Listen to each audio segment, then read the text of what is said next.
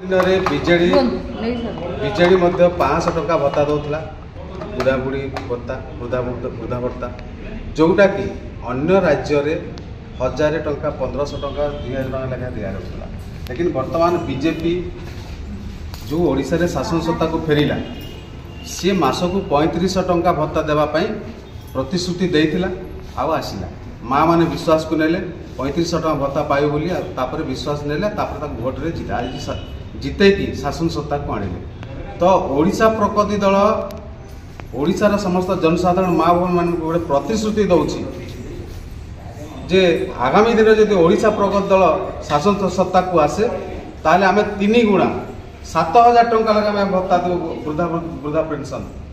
या आम ओडिशा प्रगति घोषणा ओडिशा प्रगति सभापति कार्यरत बर्तमान।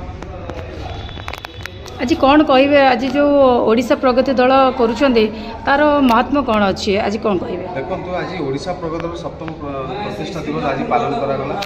आम भुवनेश्वर में 7म प्रतिष्ठा पालन वर्ष आम समस्त बहुत खुशी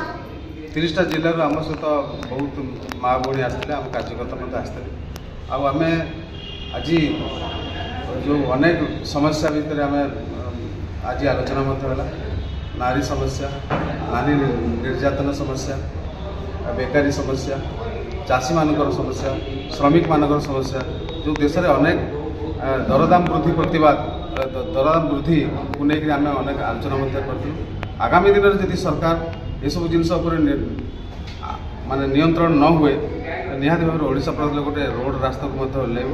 आगामी दिन में गोटे विप्लव सृष्टि हम ओडिशा जो नुआ दल है बीजेपी आ बीजेडी तो ये दुई जन आपण दल कौन आग को जापर बोली आप आशा रखिंट कहीं जापर शुणु दिन थिला जे यही जगार बीजेपी कौन थी आप 10 वर्ष पर जाते ओडिशा बीजेपी किसी ना आज बीजेपी शासन में अच्छी तो आम बर्तमान से स्थिति ना आउ 5 वर्ष पर आमर जो भल स्थिति हम ओडिशार जनसाधारण आमको विश्वास को नेबे आ विश्वास नेला पर आमको शासन जदि आम सेवा कर मौका दियंते निश्चित भाव में आम आसपार।